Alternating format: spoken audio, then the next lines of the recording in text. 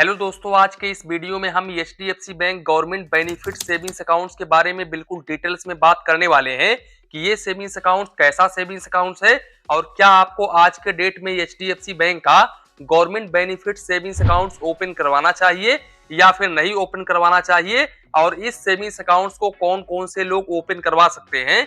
तो वीडियो को बिल्कुल भी स्किप मत करिएगा।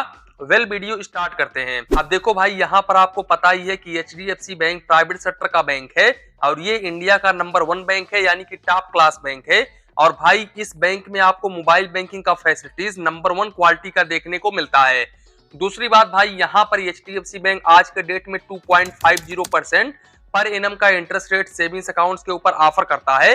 अब अगर हम बात करें गवर्नमेंट बेनिफिट सेविंग्स अकाउंट्स की, तो देखो बेसिकली ये जो सेविंग्स अकाउंट्स है ना, ये उन लोगों के लिए डिजाइन किया गया है जिनका सरकारी योजनाओं के तहत पैसा आता हो या फिर उनका जॉब हो सरकारी योजना में, सरकारी में जॉब हो, जैसे कि स्टेट गवर्नमेंट से या फिर सेंट्रल गवर्नमेंट से पैसा आता हो। सिर्फ उन्हीं लोगों के लिए ये सेविंग्स अकाउंट डिजाइन किया गया है।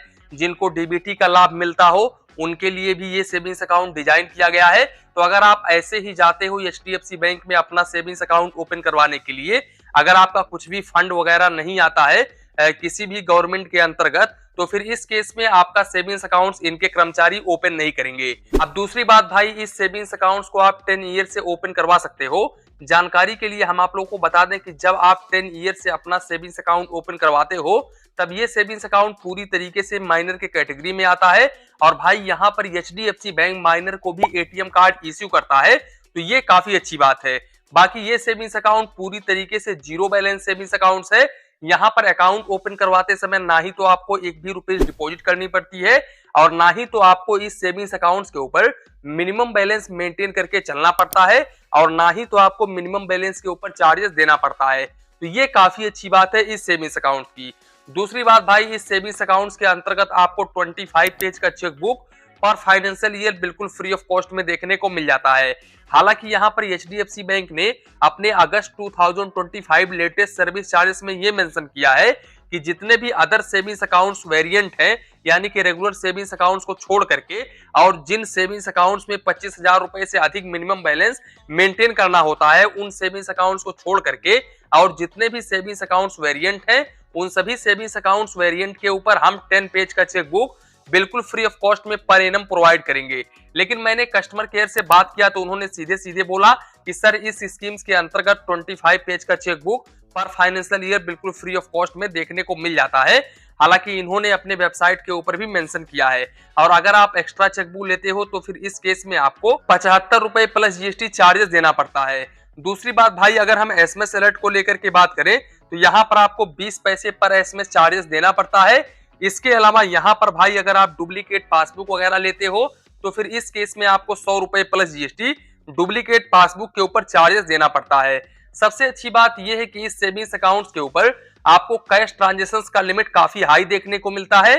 देखो यहाँ पर आप अपने होम ब्रांच के जरिए अगर आप पैसे निकालते हो या फिर पैसे जमा करते हो तो फिर इस केस में आप 10 लाख रुपए तक का अमाउंट आप चाहे तो निकालो, चाहे तो आप जमा करो बिल्कुल फ्री ऑफ कॉस्ट में। यहाँ पर आपको कोई भी चार्जेस नहीं देना पड़ेगा। लेकिन यहाँ पर भी एक ट्विस्ट है। यहाँ पर भाई एचडीएफसी बैंक लेटेस्ट अगस्त 2025 सर्विस चार्जेस में ये मेंशन किया है कि भाई आप ट्रांजेक्शंस यहाँ पर चाहे तो आप नॉन होम ब्रांच के जरिए ट्रांजेक्शंस करो, चाहे तो आप अपने होम ब्रांच के जरिए ट्रांजेक्शंस करो। यहाँ पर भाई मंथली आप ओनली 1 लाख रुपए तक ही ट्रांजेक्शंस कर सकते हो। लेकिन यहाँ पर भी भाई कस्टमर केयर अधिकारी ने सीधे बोला है कि इस स्कीम्स के अंतर्गत भाई 10 लाख रुपए तक का आप ट्रांजेक्शंस कर सकते हो और इनके वेबसाइट के ऊपर भी मेंशन है। दूसरी बात भाई, अगर आप इस लिमिट को क्रॉस करते हो तो फिर इस केस में आपको 1 रुपीज पर 1000 के हिसाब से आपको चार्जेस देना पड़ता है और मिनिमम आपको 150 रुपए plus GST per transaction charges देना पड़ता है। भाई जानकारी के लिए हम आप लोगों को बता दें कि यहाँ पर भले ही ये 10 लाख रुपया है, लेकिन इस 10 लाख रुपए में आप ओनली 4 ट्रांजेक्शन ही मंथली कर सकते हो। अब अगर आप इस लिमिट को क्रॉस करते हो, जैसे कि आपने 4 ट्रांजेक्शन कर लिया है और आप 5वां ट्रांजेक्शन करने के लिए जा रहे हो, तो फिर इस केस में आपको 150 रुपए plus GST per transaction charges देना पड़ता है। सबसे अच्छी बात यह है कि यहाँ पर आरटीजीएस यानी एनईएफटी अगर आप ऑनलाइन करते हो तो ये बिल्कुल फ्री ऑफ कॉस्ट होता है और इसके अलावा यहाँ पर अनलिमिटेड ऑनलाइन ट्रांजेक्शन कर सकते हो और आप अपने अकाउंट में जितना मर्जी चाहे उतना बैलेंस रख सकते हो।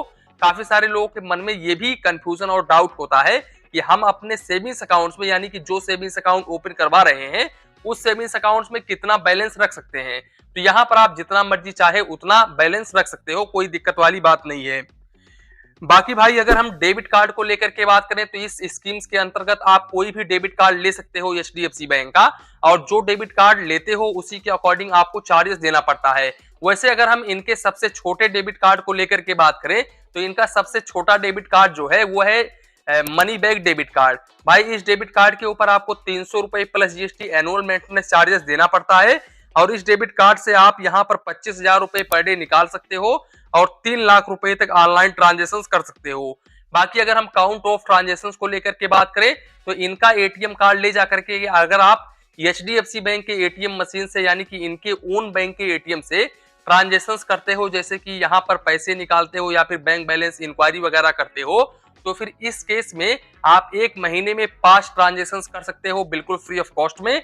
अब अगर आप इस लिमिट को क्रॉस करते हो तो फिर इस केस में आपको फाइनेंशियल ट्रांजेक्शन के ऊपर 23 रुपए प्लस जीएसटी और नॉन फाइनेंशियल ट्रांजेक्शन के ऊपर 8 रुपए 50 पैसे plus GST per transaction charges देना पड़ता है। बाकी भाई दूसरे बैंक के एटीएम से अगर आप पैसे निकालते हो या फिर बैंक बैलेंस इंक्वायरी वगैरह करते हो, जैसे कि आपका एचडीएफसी बैंक में सेविंग्स अकाउंट है और आपको एचडीएफसी बैंक का एटीएम कार्ड मिला हुआ है और आप उस एटीएम कार्ड से आईसीआईसीआई बैंक के एटीएम से या फिर एक्सिस बैंक के एटीएम से पैसे निकालते हो या फिर बैंक बैलेंस इंक्वायरी वगैरह करते हो, तो फिर इस केस में आप मंथली 5 फाइनेंशियल और नॉन फाइनेंशियल ट्रांजेक्शन कर सकते हो, और मेट्रो सिटी में मंथली आप 3 फाइनेंशियल और नॉन फाइनेंशियल ट्रांजेक्शन कर सकते हो। अब अगर आप इस लिमिट को क्रॉस करते हो तो फिर इस केस में भी आपको फाइनेंशियल ट्रांजेक्शन के ऊपर 23 रुपए प्लस जीएसटी और नॉन फाइनेंशियल ट्रांजेक्शन के ऊपर 8 रुपए 50 पैसे plus GST per transaction charges देना पड़ता है। दोस्तों जानकारी के लिए हम आप लोग को बता दें कि इस डेबिट कार्ड के ऊपर और भी आपको एक्स्ट्रा बेनिफिट्स देखने को मिलता है। देखो यहाँ पर आपको 2 लाख रुपए तक का पर्सनल एक्सीडेंटल इंश्योरेंस इस अकाउंट्स के अंतर्गत आपको देखने को मिल जाता है। दूसरी बात भाई, इस डेबिट कार्ड से अगर आप ऑनलाइन शॉपिंग वगैरह करते हो तो यहाँ पर आपको डिस्काउंट देखने को मिल जाता है, और यहाँ पर अगर आप इनके पेज़ैप एप्लीकेशन के जरिए कोई शॉपिंग वगैरह करते हो तो वहां पर आपको पॉइंट देखने को मिल जाता है, रिवार्ड पॉइंट देखने को मिल जाता है, और उस रिवार्ड पॉइंट को आप रिडीम कर सकते हो इनके मोबाइल बैंकिंग एप्लीकेशंस के जरिए, और रिडीम करके भाई आप mobile recharge, utility bill payment वगैरह कर सकते हो। तो ये भी काफी अच्छी बात है। और दूसरी बात भाई, यहाँ पर समय समय पर फ्लिपकार्ट, अमेजॉन पर HDFC bank debit card, credit card के ऊपर ऑफर चलता रहता है, तो इस पर भी आप लाभ उठा सकते हो अगर आप इस सेविंग्स अकाउंट्स को ओपन करवाते हो तो। दूसरी बात भाई, यहाँ पर आपको सिक्योरिटी नंबर 1 क्लास का देखने को मिल जाता है। यहाँ पर आपका पैसा 100 और 1% सुरक्षित होता है, तो भाई इसके मामले में भी एचडीएफसी बैंक काफी अच्छा है। तो अगर आप चाहे इस सेविंग्स अकाउंट्स को ओपन करवा सकते हो। वैसे मैं आप लोगों को बता दूं कि ये वीडियो ओनली एजुकेशन पर्पस बनाया गया है। तो इसी के साथ में वीडियो समाप्त करते हैं। वीडियो पसंद आया हो तो प्लीज वीडियो को एक लाइक करिए और अपने चैनल फाइनेंस बैंकिंग को सब्सक्राइब करिए। मन में कुछ डाउट हो, कंफ्यूजन हो तो प्लीज कमेंट करिए। धन्यवाद, मिलते हैं नेक्स्ट वीडियो में।